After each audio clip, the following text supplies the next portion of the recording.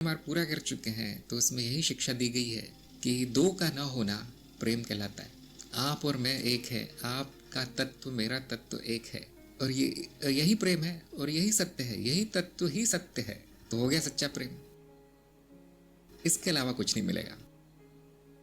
अभी भी वस्तुओं में, व्यक्तियों में, संबंधों में अगर आप प्रेम तलाश रहे हैं तो अज्ञान अभी भी बचा है। प्रेम की परिभाषा समझ लीजिए, ये अब मनगढ़ंत नहीं है, ये ज्ञान आधारित है कि दो तो है ही नहीं, अब किसके बीच में प्रेम होगा, जिसे हम कहते हैं आत्मिक प्रेम। और इससे सच्चा नहीं हो सकता, क्योंकि सत्य वो है जो बदलता नहीं, और ये एकता कभी जाएगी नहीं। बाकी जो दूसरा आप जिसको संबंध कहते हैं या जो भी लगाव कहते हैं, आसक्ति कहते हैं, वो मिथ्या है, वो चित्त वृत्ति है और स्वार्थ है, उसको सच्चा नहीं कहा जा सकता। और जैसा कि ज्ञान मार्ग में सारा रहस्य खुल जाता है कि जो भी अच्छी चीज़ें हैं वो पहले से ही आप में है। प्रेम आप में है, शांति आप में है, आनंद आप में है, अमर आप है, मुक्त आप है, न जन्म है न मरण। जो भी आप वस्तुओं में ढूंढ रहे हैं, अनुभवों में ढूंढ रहे हैं, वो पहले से ही आप में है। आप संपूर्ण है, आप ब्रह्म है।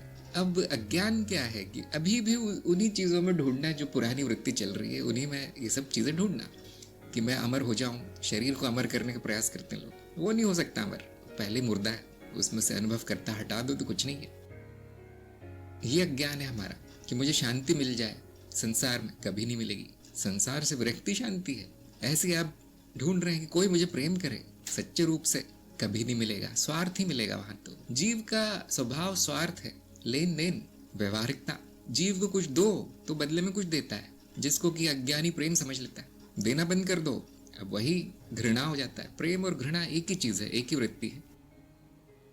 स्वयं में ढूंढिए, सोत्र आप हैं, और जो स्वयं में है आप दूसरों को दे सकते हैं। ज्ञानी का कार्य होता है बांटना, देना, मांगना नहीं।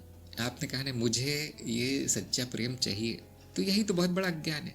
अगर चाहिए कुछ तो वो इच्छा है, वो इच्छाएं तो पूरी तरह बेकार है, मिथ्या है। तो मार्ग पर चलिए, साक्षी भाव में रहिए, ज्ञान में स्थित रहिए। अब सारी इच्छाएं आपको बेकार सी लगेंगी कि अरे ये भी एक प्रकट हो गई जैसे बाकी होती है, वो ये भी चली जाएगी, बाकी सब मैं पहले से संपूर्ण हूँ। ये ज्ञान में स्थित होना है, ये है साक्षी भाव कि मुझे कुछ नहीं चाहिए, सब कुछ तो मैं ही हूँ। अब यदि किसी और को चाहिए तो मैं जरूर दे सकता हूँ। तो जिसको भी प्रेम चाहिए देना शुरू कर दो। मांग क्यों रहे हो? ये तो ऐसे ही हो गया जैसे करोड़पति व्यक्ति सड़क पे खड़ा होकर भीख मांग रहा है, कोई मुझे 2 रुपए दे दो, कोई मुझे 1 रुपए दे दो, कठन्नी चवन्नी मांग रहा है, जबकि वो है करोड़पति, उसको देना है।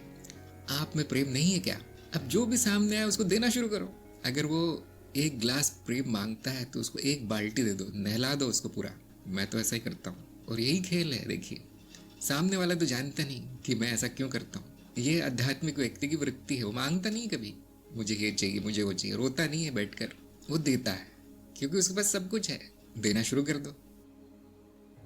खास तौर से उनको जिनके जीवन में प्रेम का संपूर्ण अभाव है और अज्ञान भी बहुत है। तो क्या करते हैं हम ज्ञान मार्ग में? पहले उनको प्रेम जाल में फंसा लेते हैं उसके बाद उनको ज्ञान दे देते हैं। उसके बाद कुछ मांगता नहीं बेचारा वो उसके बाद उसका मांगना बंद हो जाता है। सेवा भाव में आ जाइए, आप स्वयं प्रेम भाव में आ जाइए, मांगना बंद कर दीजिए, भीख मांगना बंद। आप राजा हैं, आप करोड़पति हैं, देना शुरू कीजिए।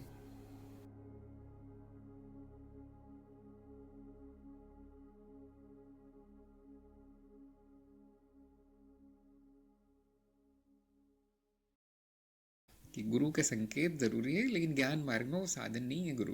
क्या वो अज्ञान के साधन हो सकते हैं? क्या वो है साधन अज्ञान का कलयुग में? क्या देखते हैं आप अपने आसपास? नहीं है वो। गुरु को नहीं होना चाहिए अज्ञान का साधन। ज्ञान का तो है नहीं वो, अज्ञान का कम से कम नहीं होना चाहिए। लेकिन आप लोग क्या देखते हैं? गुरु कई तरह के हैं इस कलयुग में, पर स्वयं का अनुभव नहीं तो अज्ञान का साधन है। ये बड़ी विचित्र बात है कि ज्ञान अज्ञान के साधन आप स्वयं है ना, आपका अनुभव, आपकी बुद्धि। तो कोई ढोंगी पाखंडी गुरु अगर सत्य बोल दे और आप पकड़ ले उसका सत्य कि हाँ बिल्कुल सही बोला है, तो भी काम आ गया गुरु। भले उसको कोई ज्ञान नहीं है, वो निपट गवार है, गुरु को कुछ नहीं आता, लेकिन पाखंड कर रहा है ज्ञान का, फिर भी क्योंकि आपका अनुभव और आपकी बुद्धि तेज है, आप जान जाएंगे। देखिए, शास्त्र भी तो बस एक कागज ही है, कागज के टुकड़े, गुरु से भी नीचे स्तर पर, लेकिन उनसे भी ज्ञान हो जाता है कभी कभी। वो भी ज्ञान की ओर संकेत कर देते हैं, खासतौर से आपको संस्कृत अच्छी आती हो तो, भाषा अच्छी हो आपकी तो। ये बात सबको ध्यान रखनी चाहिए कि गुरु की बात आंख बंद करके नहीं माननी है, क्योंकि हो सकता है गलती हो सकता है वो आता ना हो कुछ गुरु को, स्वयं को गुरु मान के बैठा है बस। हाँ, कलयुग में कुछ भी हो सकता है, गुरु भी भ्रष्ट है कलयुग में, इसलिए हमने निकाल दिया गुरु को।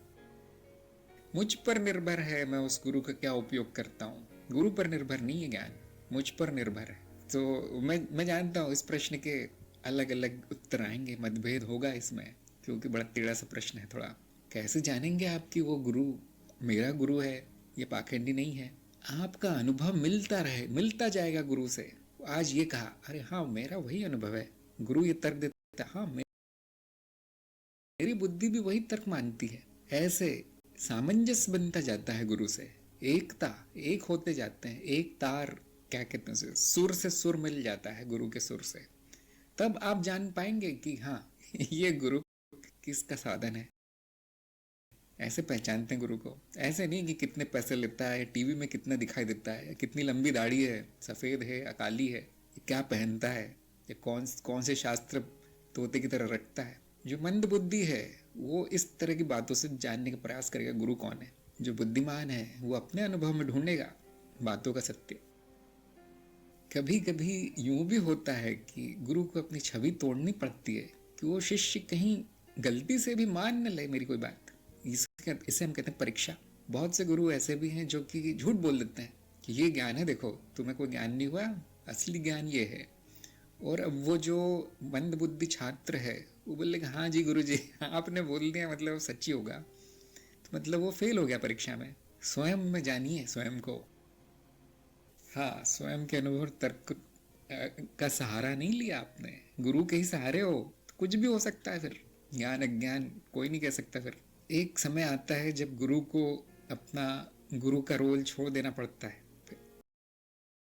शिष्य का हाथ छोड़ देना पड़ता है। शुरू में तो हाथ पकड़ के चलाना ही पड़ता है, लेकिन बाद में छोड़ देना पड़ता है ताकि वो अपने पैरों पर चल सके। बहुत से गुरु ऐसे करते हैं, छोड़ दिया जाता है शिष्य को अपने अपने हाल पे कि मैंने तुम्हें जितना संकेत हो सकता दे दिया, तुम जानो, तुम्हारा ज्ञान जाने, मेरा काम हो गया। लेकिन इससे सूत्र नहीं टूटता गुरु से, केवल उस पर निर्भरता समाप्त हो जाती गुरु पे। जो आजीवन गुरु पे निर्भर है, गुरु जी ये करूं या नहीं करूं, ये मैंने जो कहा है वो सही है गलत है, तो फिर तुमको क्या आया? फिर हर छोटी बात के लिए गुरु के पास जाते हो भाग भाग के, तो तुमने क्या सीखा? फिर वो गुरु की मेहनत बेकार हो गई। तो हाँ, जैसे बच्चों को काफी वर्ष गोदी में उठा के ले जाना पड़ता है, फिर उनको हाथ पकड़ के चलाना पड़ता है, उनको जूते भी पहना के दिए जाते हैं, और ये सब बाद में नहीं, बड़े होने के बाद नहीं,